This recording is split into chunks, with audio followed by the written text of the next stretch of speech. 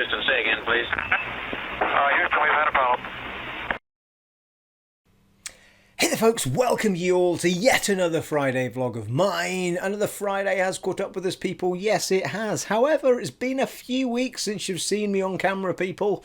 You'll have seen me back on Let's Plays yesterday and today, but I was poorly ill, people. I wasn't a well boy for about 2 weeks, and I worked through most of it, but I just didn't have it in me to do a vlog for the last few weeks. To be honest, there wasn't a huge amount going on anyway to be talking about, other than just saying hello and stuff. So it wasn't necessarily a bad thing that I didn't do vlogs, but it's always nice to do them, people. It's always nice to say flaggins up to you all. It's nice to see you all again. Well, I can't see you, but you, you know what I mean. You know what I mean. I'm going to have a sip of this before we get going. I do have something to talk about, actually, something quite exciting as it happens, as you'll probably have seen in part of in the title. Ooh, flaggins up, people. Oh, that's bloody marvellous, that is. Yeah, so my 2 weeks, the 2 weeks that I haven't been with you, I've been working away for most of them, and I just really haven't been up to anything other than just vegetating in front of the TV, because I couldn't even lift my head up. I just felt so sick. So God knows what bug I had, but it was horrible. So it's good to be back on form. It's good to be back. I haven't been back. My running's going to be a nightmare. I've not ran in 2.5 weeks. So I'm going to get a run in on Sunday probably. But I've done 3 swims this week. So I've got my swimming going again. So it's good to be back exercising and stuff and feeling that in fact, it kind of gave me a burst of new energy to get the Let's Plays going again. And when I first started thinking about it, Chaos Bane kept rattling around my head because I was deterred. I was really enjoying that game, and for whatever reason at the time, I stepped away to do something else. I just never got back to it. And to be fair, we've not done a lot of Let's Play stuff really, but I think I stepped away and we started doing Dragon Age Inquisition now. So those are the 2 games that popped into my head initially, along with Kingdoms of Amalur Reckoning. So, as someone also popped up that they were watching that today, so I may well get some more Kingdoms of Amalur done. These are all games that are quite easy for me to jump back into without much of a to-do. So, I say that, playing Dragon Age Inquisition alongside Chaos Bane, which I discovered yesterday, was a little bit tricksy so far as the things like the map. Dragon Age does everything completely opposite to Chaos Bane, so it was just getting my head around that a little bit, hitting the back button to bring up the map and it's bloody D-pad or whatever. So it's little things like that, but that gives a hint as to what else you'll be seeing. You've got a Chaos Bane yesterday, a Chaos Bane today. That's the 2 I've recorded so far. And you'll get a Dragon Age Inquisition tomorrow and a Dragon Age Inquisition on Sunday. And then I'll record some more either over the weekend or through next week. So I've got those 2 back up and running from where we left off. Exactly where we left off in the Let's Plays. So part 15 and 16. In fact, it's 15 and 16 of both of them, I think. 15 and 16 Chaos Bane and part 15 and 16 of Dragon Age Inquisition. And I thoroughly enjoyed getting back into both of them. I found it a little bit clumsier getting back into Dragon Age Inquisition, and there was, oh my god, there was an astronarium, you know what I mean? The thing that you draw on the stars. You got to match the shape that's at the bottom by linking it, but you can't cross over the same place twice. And it was, I'm not bad at them actually. And did I do one in the first episode? I can't remember, but the second episode starts with one. And I didn't say this when I finally finished the recording, but I spent an hour and a half trying to figure this thing out while I was recording, and eventually I stopped recording, because I'd literally started the episode at that point anyway. I stopped recording, deleted what I'd recorded, started again, went onto YouTube and just looked for someone that knew how to do it, because I did it myself. I remember it specifically. I did it myself when I played it the first time when I played Dragon Age Inquisition on the PS4. And I remember it took me a really long time like that. But, when you're on camera, it also starts getting into your head. However, we get a second astrarium in it. And, and it's also difficult, but my head didn't have as much of a problem with it. This particular one, out of all the astrariums, that was the one that was the hardest for me out of all of them, as I remember. and it was again this time. I couldn't remember how I did it. So anyway, so it's a little bit the second episode. I'm not sure quite how long it is because I still took quite a while to get that first bit done, and then I had to judge how far I'd recorded after that. So if it's only 45 minutes, that's why. Usually we try and get to an hour. But there'll be, you know, I've got the buzz for the Let's Plays going again. Off camera, I've been playing. I played a bit. I haven't done nothing in the world of gaming. I did start Days Gone again from scratch, and I got really into it this time. So I just haven't done it on the channel because it's not really something people want to see me play on the channel. It's not really. I mean, it is an RPG to some extent, but I just don't think it's. Did we do some of it on the channel? I think we did, didn't we? I think I did a few episodes when I first got it. Anyway, I started it again, and I really got into it this time. I mean, I'm really loving doing it. If anything, the problem I ran into was that all the stuff that I was finding really cool, like, had kind of cleared up on the map, and I was waiting for things to spring up because I didn't know where to go. And the places I am going has got need to go has got massive hordes of these zombies that I cannot get past because I don't have the equipment yet to take them on. So yeah, so that's been that's where I'm kind of at with it at the minute. I've not played it for a number of days again, so I need to get back to that off camera. But yeah, it's a great game that, and it's had a lot of patches done to it as well. So I mean, I haven't found any bugs in it at all. It's really, really good. I think that game, if you visited it in the past, I think you'll probably have a different experience with it now. Not because anything major's been changed. It's just it just feels a lot smoother. Maybe that's just my brain playing tricks on me, but it feels great.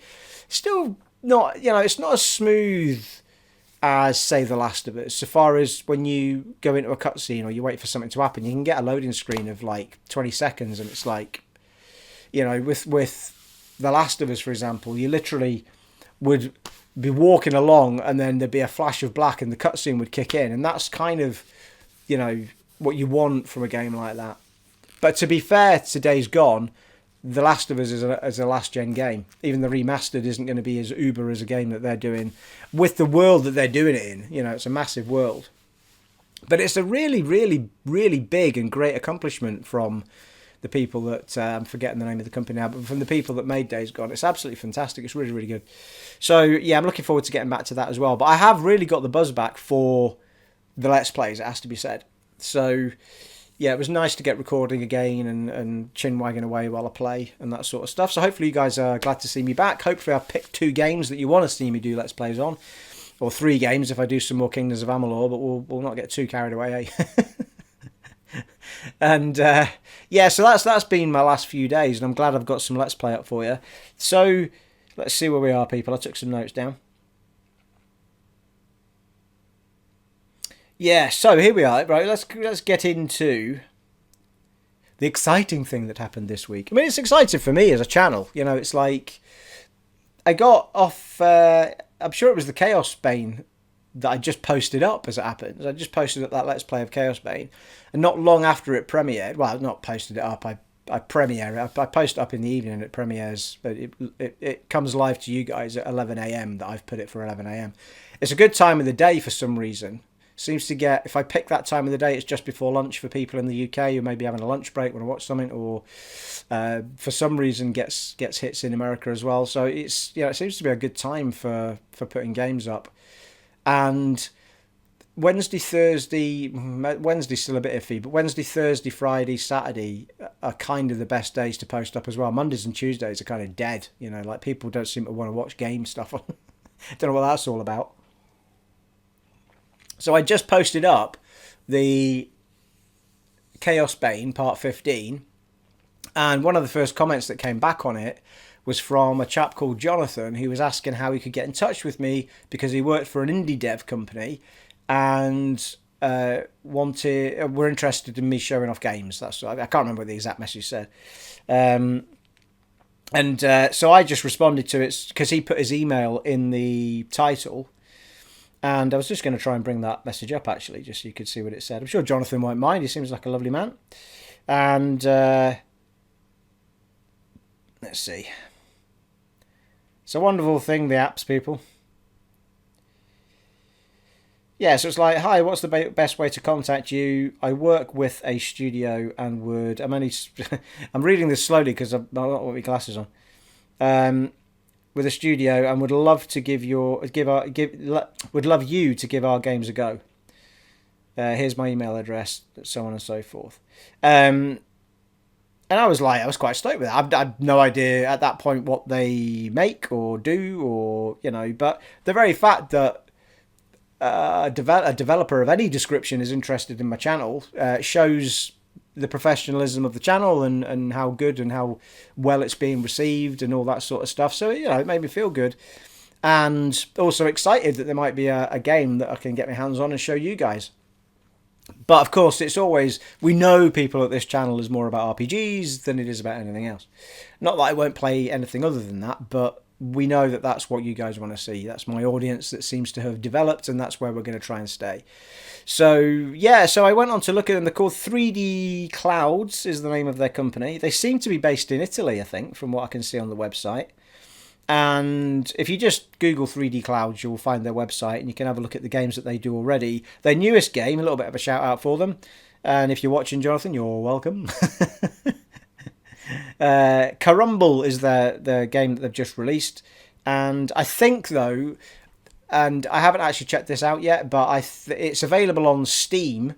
So that suggests that it's not an Xbox or a PS4 game, which is obviously predominantly what we do. So if you are a person that plays on PC or laptop, go and check out Carumble. But go and check out, even if you're not, go and check out their site anyway. There may well be stuff on there that plays on console. I haven't actually looked into it as deeply as that yet.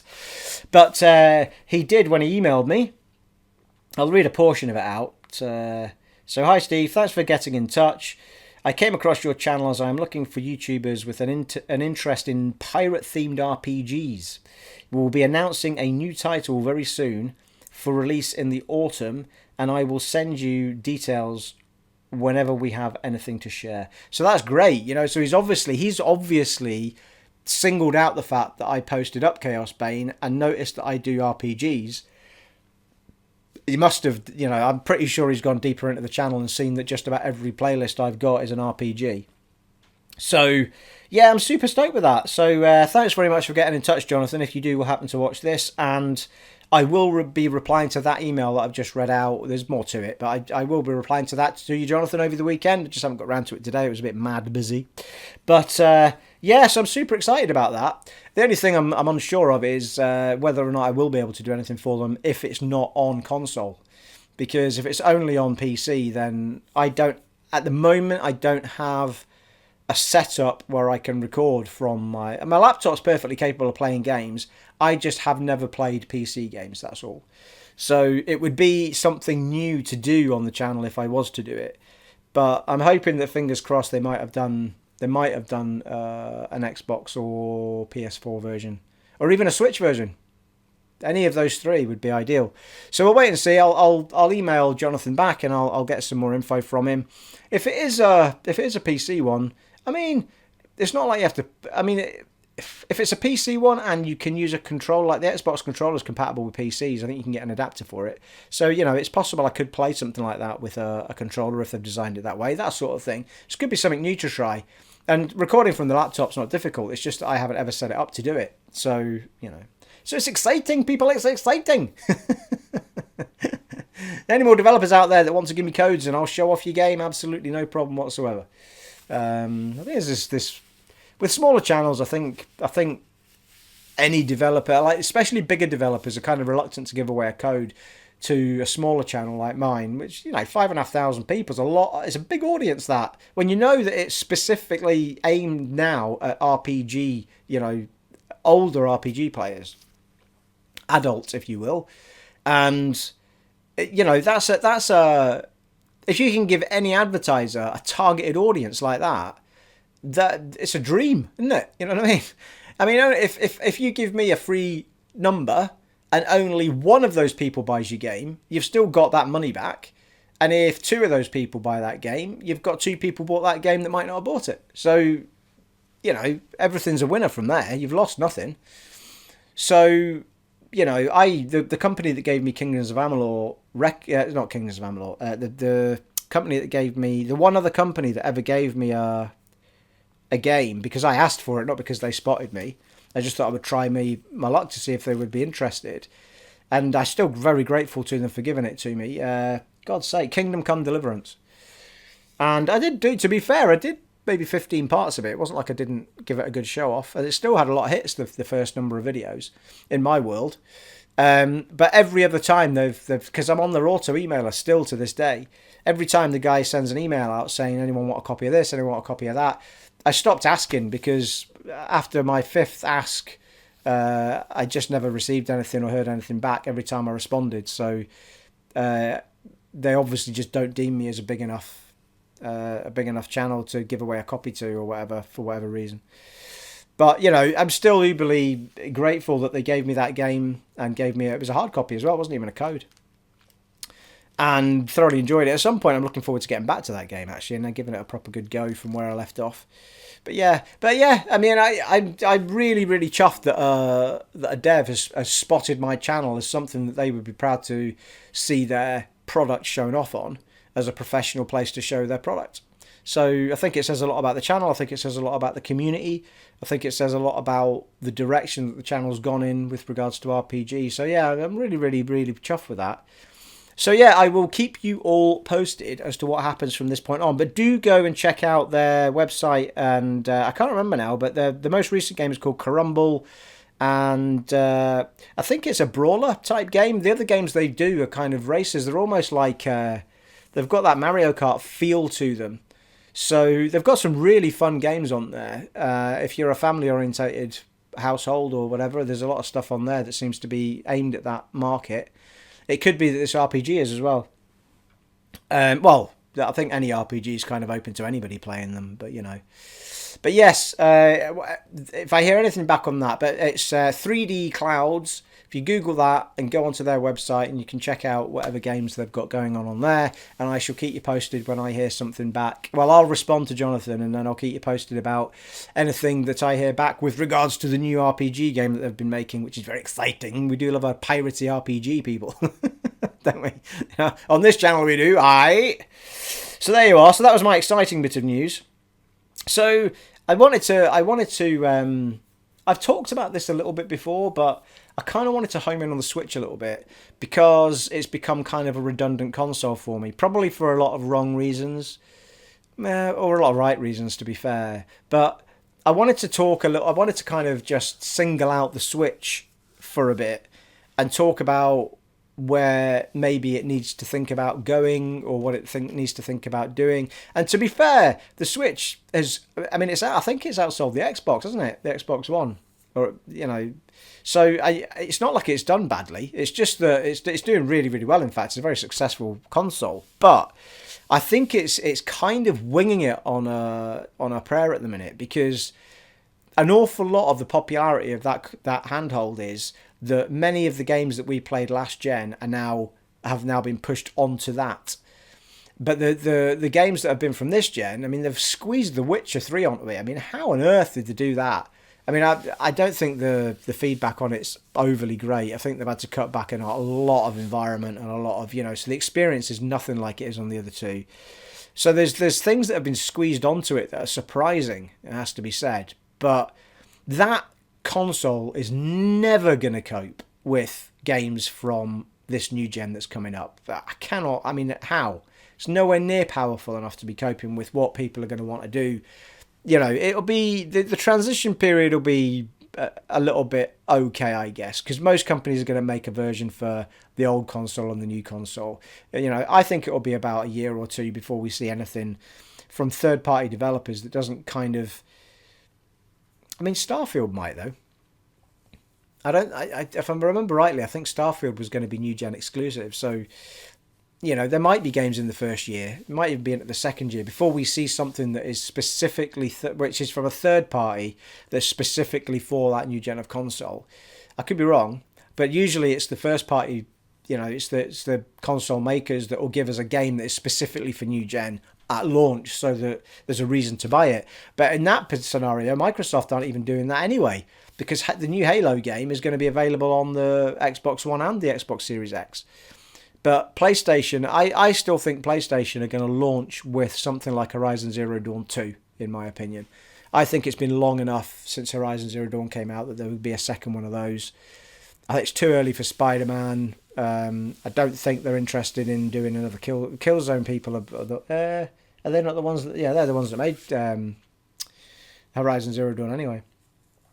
So I think they seem to be like. I mean, maybe it's not been as long as I think it has for Horizon. I think Horizon's been a number of years, hasn't it? It's been 3 years, hasn't it, since that came out? Anyway, it's been long enough for a second one. You know, all the hardest part of the game is obviously getting the engine and everything developed and the core work, and thereafter you've got the base to do your sequels. You know, the new IP is always the hardest part, but I still think they'll launch with an exclusive title that's only playable on the PS5. Otherwise, I don't know what the big reason is that people would buy it, unless they have a collection of games on both consoles. This is a collection of games that have been extremely enhanced to play it a really, really, really more powerful way on the new version. So the new games that are coming out, yes, you can play them on both, but the enhancement on this one is so uber. Or even games that exist now.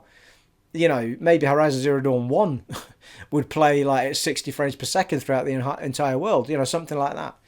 So it'll be very interesting to see what they do. But I still think, in my heart, that PlayStation will drop a game that is only PlayStation 5. But I guess we'll see. I think because we know they're going to go backward compliant, I guess maybe it's easier for them not to do that.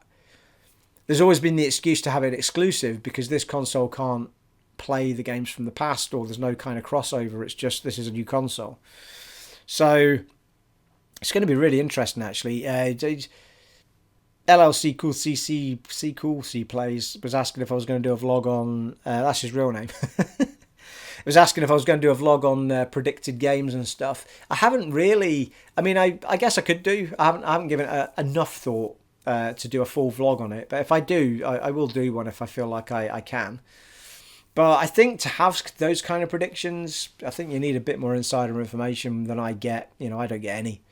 So, you know, it's guessing otherwise. You know, if you're someone that works at IGN or something, you might have, you know, mates that work at certain studios that give you little tidbits of what might be happening, or, you know, whether they're working on a sequel, whether they're working on new IP, blah, blah, blah.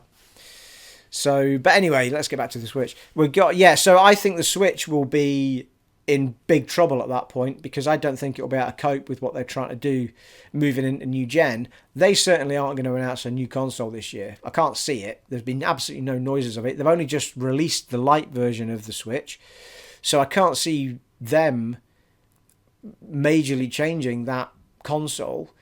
But they have to up the hardware if they're going to keep up with being able to do the third-party games on their own platform, because they'll get. I mean, they've probably got enough first party to keep people interested, but I think the third party sales on the Switch have been mega impressive. I think, you know, nobody made anything for the Wii U, so they're just getting the developers back on side with regards to their console, and you've got to keep them on side. So you've got to find some way of Ubering up the Switch. And we all, yeah, I mean, yes, you can plug it into the base unit, you can play it on the TV, but the experience on plugging that in, I said this with Zelda. Zelda's a beautiful game, Breath of the Wild, but it's sticky. You know, the frame rate's not good. It's not enjoyable to play. I'd love to play that game in 60 frames per second at, you know, full 1080p or 4K on a proper piece of kit that can play that game at its proper full power. You know, but everything they make seems to be based out, well, it looks great on the little screen and it'll look fine on the big screen. And I'm not going to play on little screen. I'm going to play on big screen. I don't do moving around really, you know what I mean? And the purpose of the Switch was that it was meant to cover both, not be kind of all right on a big telly, but it's a portable device. You know, they're trying to, I think they're getting rid of the 3DSs and stuff, aren't they? So it is becoming their portable machine. But it was also meant to be they were doing one machine that covered both bases. My personal preference would be, well, my personal opinion would be that the way you could conquer that is if you could have a Switch that plugged into a base unit that actually Ubered the thing up. So you weren't it wasn't compulsory to buy the base unit, as it is now. I don't think it is. But the base unit doesn't just make it 1080p, it also Ubers it right up to give it more processor power, give it more RAM, give it more blah, and you can do a multitude of, extra things quicker, faster, and the games will play much, much better. And that would be my ideal scenario. Almost, like a proper, mind you, docking stations didn't really do that, but like a proper piece of hardware getting plugged into the back of it that gives it that extra power to do what we really want it to do if we're playing on the big screen. Because they could easily, if you were willing to, because you are buying at that point 2 consoles, and I'd be more than happy to do that if I could get both experiences. I could get the handheld experience, and if I really want to have the full console experience with Nintendo, I could buy the base unit console, plug the handheld console into the base unit console, and everything's Ubered up. And you're using the same library of games. You're using, developers would be well up for that. I don't understand why it's not possible. I mean, it probably is possible. I wonder if they even think it's an idea worth investigating. Because if you do that, you wouldn't necessarily have to release another Switch. But if you could find some way of sucking the power out of a base unit that has more power, you could have everybody who's got a Switch gaining extra power from the base unit. I don't know how feasible that is, but that would be an ideal solution for me. If this is because they don't want to be head on, competitors with Microsoft and Xbox, Microsoft and PlayStation. They want to be their own animal. That's why they've built what they built, and it's very successful. But I would love a Nintendo experience that is as powerful as these other two. And if the way to get that is to have a Switch with a base unit that provides that extra power, I would be up for that 100%. I still think they've got the best handheld controller. The Pro controller to me is almost my perfect controller. I mean, I would take that controller with the rim of the sticks that are on the Xbox One, or I would take the Xbox One with just slightly shorter sticks. But I mean, there is not that much difference between the Xbox controller and the Nintendo controller. But anyway, the Switch is, I mean, I don't know where they're going to go, because they can't just they can't rest on the laurels thinking, well, we've been successful finally after all that Wii U malarkey, but we're just going to kind of keep punting out light versions of the Switch and different colours, because developers will lose interest. If everything else is moving forward to more powerful dynamic games, and the Switch isn't capable of taking them on, then they're going to have a big problem. The one thing that could keep it alive is if they say, right, we're not interested in that, but what we're gonna do is we're gonna get the entire back catalogue of Nintendo and start pushing it up into it. Things like all the old Zelda games, or whatever, all the old Mario games and all that. So that could keep it alive for a long time, because there's a lot of people that would absolutely. I mean, I would play the Zelda games again on that machine, on the big screen, because they probably play pretty well, to be fair, if they remastered them. So, there is that argument, but do you really want to be resting your entire idea system on this console is about getting everything playing from the backward catalogue onto it, or do you want to keep moving forward? I think keep moving forward has got to be the right decision, hasn't it? So I can't see them resting on it. I mean, when they launched the Switch, it was already loads less powerful than the other two that were already there.